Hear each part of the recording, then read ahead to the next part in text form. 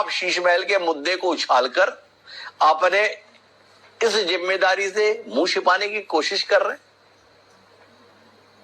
देखिए, सुरेंद्र राजपूत जी ने तमाम बातें कही, भारतीय जनता पार्टी को बहुत बड़ी तरीके से कोसने का काम किया। दरअसल छटपटा पटा रहे हैं, ये यहाँ पर सिफर पे बैठे हुए और फिर सिफर पे रहने वाले, इस वजह से और बेचैनी।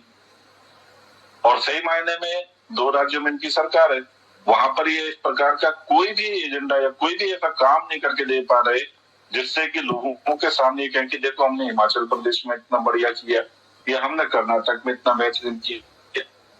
कर्नाटक में इन्होंने जो घोषणाएं की अभी तक शुरू नहीं हुई है और वो कैसे पूरी की जाए उसके लिए डेवलपमेंट का सारा पैसा रोक दिया गया है।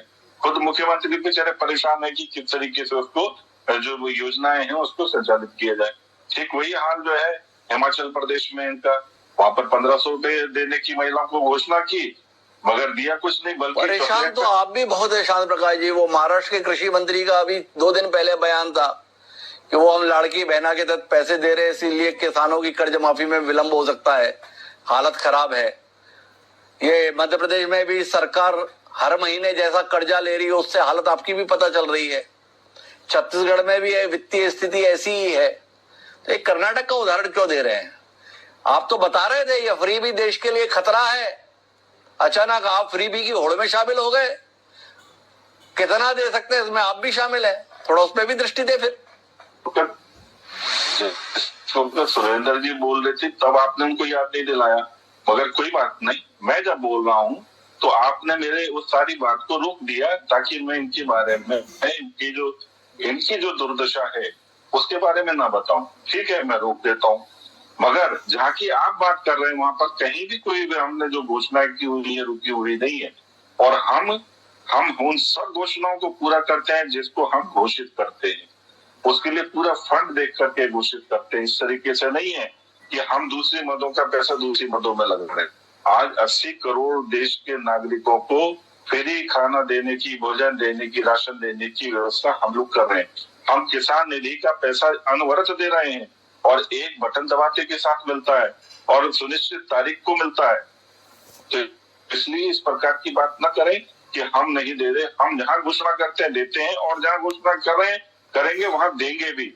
और दिल्ली में मांगे तो दिल्ली में भी हम ये सब चीजें सब जो दिल्ली की जनता को मिलना सब देंगे, उसे कटौती नहीं करने वाले, मगर हम बेईमानी नहीं करने वाले। जिस तरीके से शीला दीक्षित जी ने बेईमानी करी, दिल्ली को लूटा, जिस तरीके से आम आदमी पार्टी दिल्ली को लूट रही है और दोनों के लूट के कारण से दिल्ली की जनता को जो हालत और दुश्वारियां झेलनी पड़ रही हैं उसको यूं समझ लें कि पिछले 25 वर्ष से दिल्ली की जनता का एक गलत निर्णय जो है उनके साथ में कहीं ना कहीं बहुत मुश्किलात पैदा कर रहा है। एक सवाल है शांत प्रकाश जी, विनम्रता पूर्वक। देखो, आपने बताया कि शीला दीक्षित ने दिल्ली को कैसा लूटा और अभी आपने बताया कि अरविंद केजरीवाल के नेतृत्व में भी दिल्ली की क्या दुर्दशा हुई। पर देखो, दिल्ली को जो का आप लूटने का बता रहे हो शीला दीक्षित को, उन्हें जनता ने एक बार के बाद 2 बार और मौका दिया और अरविंद केजरीवाल को भी एक बार के बाद 2 बार और मौका दिया। पर 27 साल पहले सम्माननीय मदन लाल खुराना जी, सम्माननीय साहेब सिंह वर्मा जी और सम्माननीय सुषमा स्वराज जी ने दिल्ली के साथ ऐसा क्या किया था जो इतनी दुर्दशा होने के बावजूद भी दिल्ली की जनता भाजपा को मौका देने के लिए तैयार नहीं होती? शांत प्रकाश जी, क्या किए थे आप लोग उन 5 सालों में कि 27 सालों से दिल्ली की जनता आपसे हाथ जोड़ लेती है? थोड़ा रोशनी दीजिए ना। हाँ, मैं बताता हूँ। आज जो कांग्रेस कह रही है ना, मेट्रो हमने शुरू की थी बेसिकली, जिस वक्त साहिब सिंह वर्मा जो है चीफ मिनिस्टर थे और मेरे फादर पीडब्ल्यूडी में चीफ इंजीनियर थे और उन्होंने ही इसको प्लानिंग किया था। तो मैं आपको बता दूं, इसलिए मैं पूरी जिम्मेवारी के साथ बता रहा हूँ और आप आरटीआई डाल करके भी मालूम कर सकते हैं। वो हमने शुरू किया था प्रोजेक्ट जो है, मेट्रो प्रोजेक्ट जो है।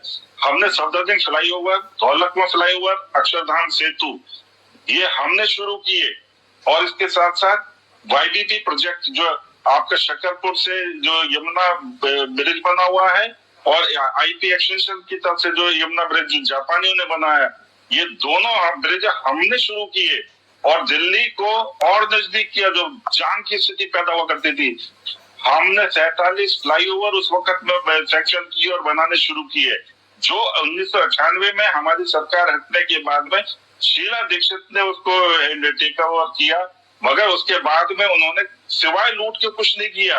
और आप कह रहे हैं ना 2010 के कॉमनवेल्थ गेम में शीला दीक्षित जी ने जो लूट मचाई, अभी एक हमारी प्रवक्ता जो है वो कह रही थी कि उनका कोई आरोप नहीं था। अरे आपकी निगाह के सामने आपके हाथों से टेंडर दिए जा रहे हैं और आप उन्हें क्लीन चिट दे रही हैं, आप स्वयं इस चीज को स्वीकार कर रही हैं कि हाँ टेंडर तो दिए गए थे।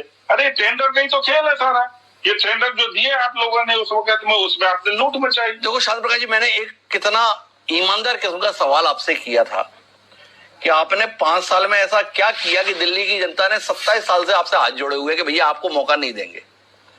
तो आपने हमें बताया कि देखो हमने इतने बेहतर काम उन 5 सालों में किए थे। तो क्या बताना चाह रहे हैं आप?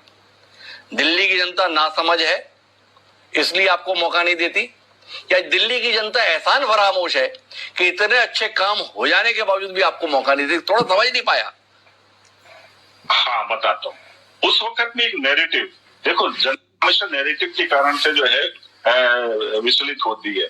एक नैरेटिव हुआ 98 में प्याज का खेल, और प्याज के कारण से हाई प्याज के कारण से सरकार चली गई, सिर्फ प्याज के कारण। अरे भाई उसके बाद 2003 में नहीं दी, उसके बाद 2008 में नहीं दिया, 2013 में नहीं दिया, 2015 में नहीं दिया, 2020 में नहीं दिया। प्याज के आंसू तो 98 में निकले थे ना, आपके आंसू तो उसके बाद भी लगातार निकल रहे हैं, झाड़ झाड़ लगातार।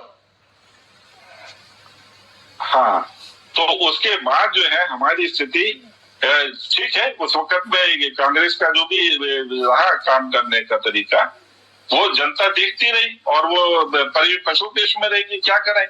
अल्टीमेटली शीला दीक्षित जी को मौका मिलता रहा, मगर इस बार दोनों को देख लिया, कांग्रेस को भी देख लिया और आम आदमी पार्टी को भी देख लिया।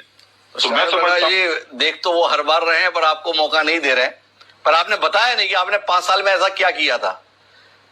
पर सुरेंद्र राजपूत जी कोई हस्तक्षेप करने जा रहे हैं, एक बार उनका हस्तक्षेप सुनते हैं, फिर चिराग शेट्टी जी से आखिरी दौर की बातचीत करते हैं। जी सुरेंद्र जी।